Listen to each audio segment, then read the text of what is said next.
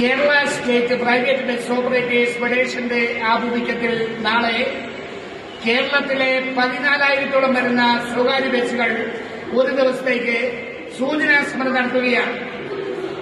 ഈ സൂചനാ സമരത്തിൽ പൊതുജനങ്ങൾക്കുണ്ടാകാവുന്ന ബുദ്ധിമുട്ടുകൾ സദയം ക്ഷമിച്ച് ഞങ്ങളുടെ ഈ സൂചനാ സമരത്തിൽ പങ്കാളികളാകുവാൻ നാട്ടിലെ മുഴുവൻ ബസ് ഉടമസ്ഥന്മാരോടും ജനങ്ങളോടും ഞങ്ങൾ അഭ്യർത്ഥിക്കുകയാണ്.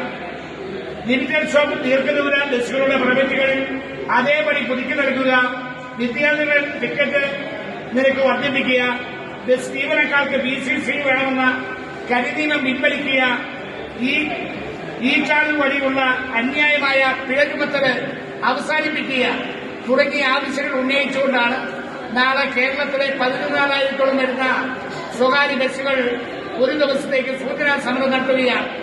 ഈ തരുണത്തിൽ പൊതുജനങ്ങൾക്കുണ്ടാകാവുന്ന ബുദ്ധിമുട്ടുകൾ സദയം ക്ഷണിച്ച് ഞങ്ങളുടെ ഈ സൂചനാ സമരത്തിൽ പങ്കാളികളാകുവാൻ നാട്ടിലെ മുഴുവൻ ബസ് ഉടമസ്ഥന്മാരോടും ജനങ്ങളോടും ഞങ്ങൾ അഭ്യർത്ഥിക്കുകയാണ്.